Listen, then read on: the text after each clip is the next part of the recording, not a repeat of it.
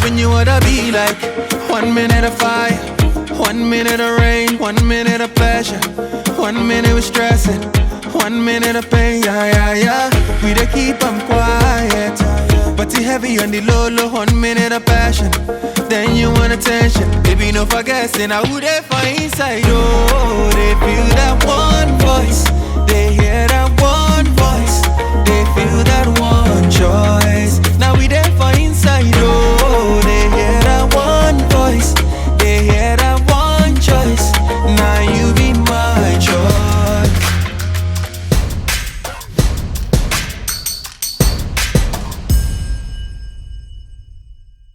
Yes, hello and welcome to another vlog from Ben Rider. First of all, thank you very much to El Motorista in Malaga for allowing me here to have this test ride with this Kymco scooter.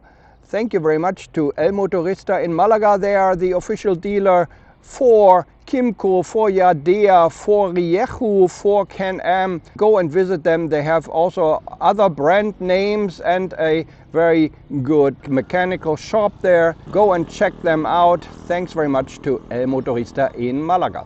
And today we're having a look here at the new Kymco Super Dink GT 125 2026 model year scooter, 125cc, 12.7 horsepower. Pretty nice. Let's go to the control display and the storage space. Yes, on the left hand side of the handlebar we have the brake lever here for the rear disc brake. It is adjustable in 4 positions. We have the passing light switch here. We have a switch here for the keyless, meaning after a certain time the scooter turns off and then you have to turn it back on using this key here. We have high beam, low beam switch here for the light. We have TCS off switch here. We have the turn signal switch here in the middle to reset it. Very nice switch. Actually nowadays I remember these switches from Kymco back then. They weren't so good, but now they leave a good impression. Actually they work very nicely and everything is okay. Anyways, we have the horn down below. Let's turn it quickly on so you can hear, you can listen to the horn. Beep. And on the right hand side of the handlebar we have the throttle, we have the brake lever for the front disc brake. We have the switches here for the display. We have the emergency cutoff switch. We have a switch here for the hazard light switch, and the starter switch. Hazard light, as you can see, is turned on here.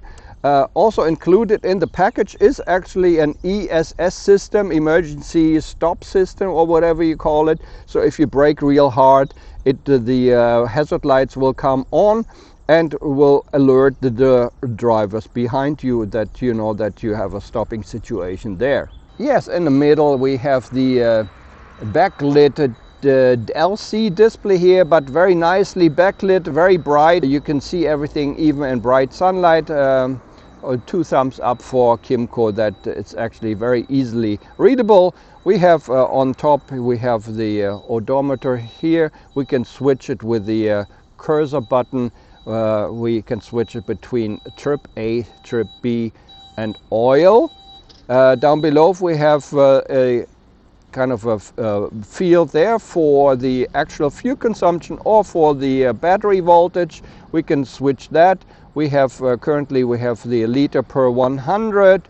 We can switch it to volt to 12.4 volts, and if we want to set it to kilometers per liters, we just press the red button on the right hand side, the red 0, and that's pretty nice. Down below we have the clock and we have the coolant temperature. In the middle we have basically here the display of the RPM counter. To the right we have the speedometer. Underneath we have the fuel level, and on top we have all the control lights are easily readable, as you can see. Pretty nice for everything, you know, all the indicator lights for high beam, low beam and so on. And there, yeah, you can see everything quite nicely. In the front of the scooter we have a little extra here. Usually we don't have that with scooters, but I think XMAX had it before. We have a flap here. Underneath we have a charging port for USB-C if you can see that here. And that is pretty nice. You can actually put the cable through here. And we also have another USB, but that's a regular USB in one of the cubby holes on the left hand side. Down below we have the ignition switch, on, off, lock, open the fuel, open the seat, and so forth and so on. We have these cubby holes here. About 3 or 4 of my hands will fit in there. We have a regular USB connection on the left hand side. On the right hand side we have the same cubby hole, the same size. Also 3 or 4 of my hands will fit in there, but there's no USB connection there. Yes, in order to open up the seat, you can open up the seat while the engine is running. Then you have to push it down and put it to the left, or you just press it to the left here and the seat will come up. This is what it looks like when the seat is up. It is spring loaded, as you can see here. There's only one position and it is fairly big underneath the seat. If you can see that 2 of full-face helmets can fit in there, front and rear. Mine is a Shark Spartan. It's a small full-faced helmet, but it does fit in here. I don't know about bigger sized helmets. We also have a courtesy light right there. And yeah, the storage is maybe a little bit smaller than of the XMAX or further, but still 2 helmets, that's pretty damn nice.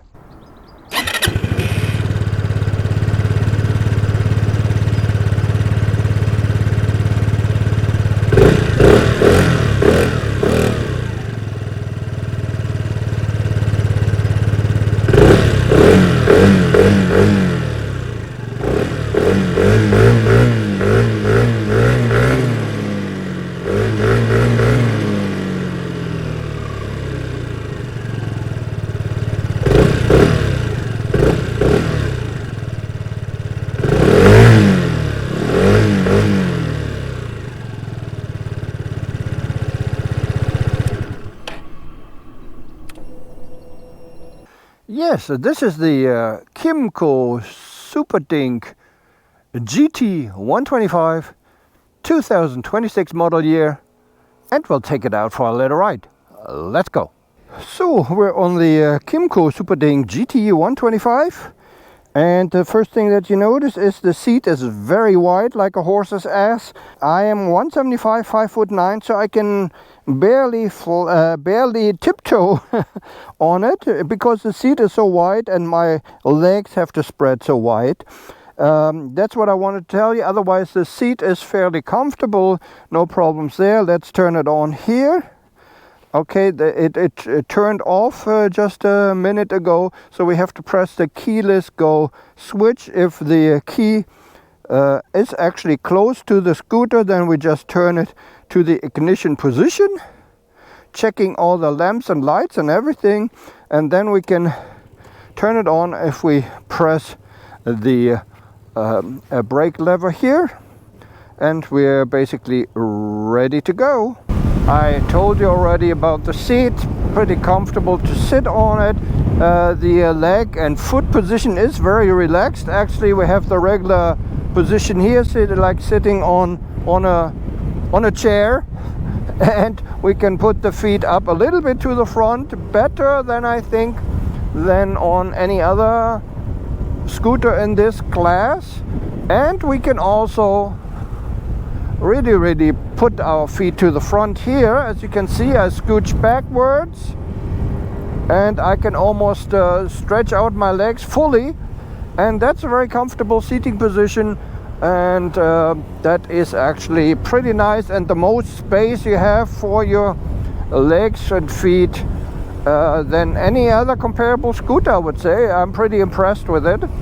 So the handling in the corners here is a little bit on the agile side, maybe a little bit too agile compared to other scooters. The other handle it a little bit better and a little bit more straight in a straight line, not straight line in a corner of course, but you know, a little bit better. But this is very agile, so definitely very good for the city, you know, if you want to go left and right in the city and go through the cars there. You can also control it with your hips very nicely. It is fairly light, I mean a little bit heavier than a regular 125 scooters, because it's the chassis or the base is basically for the bigger scooter, for the bigger displacement scooter 350. So it weighs 177 or 172 kilos. The other scooters, maybe like the NMAX or so, there might be actually maybe 30 kilos less. But yeah, it's a pretty nice GT scooter. When we get on the highway, you will see the windscreen unfortunately is not adjustable. You can put a third-party add-on onto it, but nevertheless, you know, it will go up above my helmet. I'm 175, 5'9", so it's not a big issue. A little bit louder than any other scooter though. To 80 and go.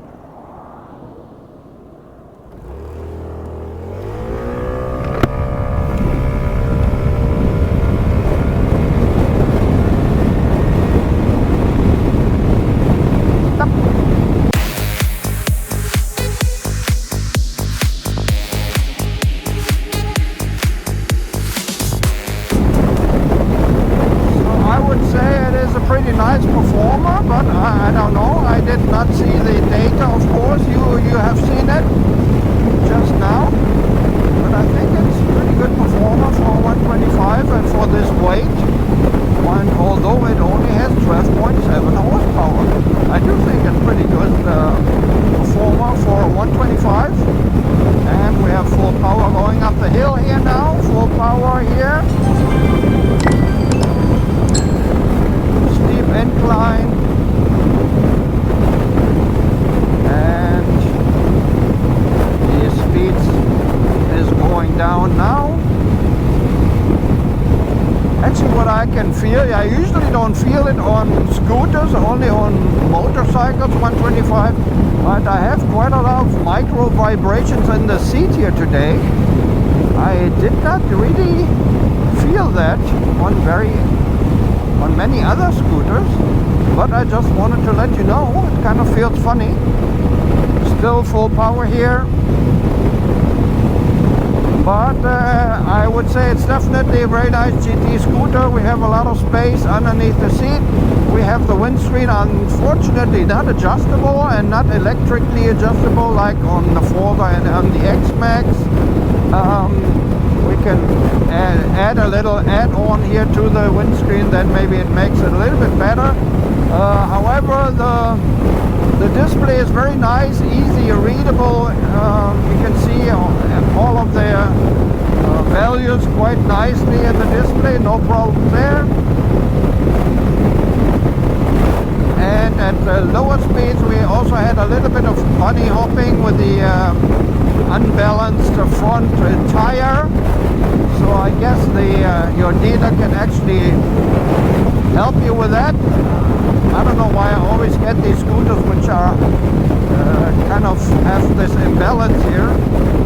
I'm still full throttle, but I have to go back now. I have to reduce it now. But yeah, it's pretty nice for the city, pretty nice for the highway, definitely. I can definitely recommend the Kymco Super Dink 125 here for you. If you also want to see the bigger displacement scooter, the 350, watch my other video on this channel about the bigger Super Dink. Other than that, I like it very much, and I don't have anything else to say. The price is nice, 4,500 on the road. I like it very much. That's everything here about the Kymco Super Dink GT 125. Thanks very much for watching. This is Ben Ride out. Take care. Bye-bye.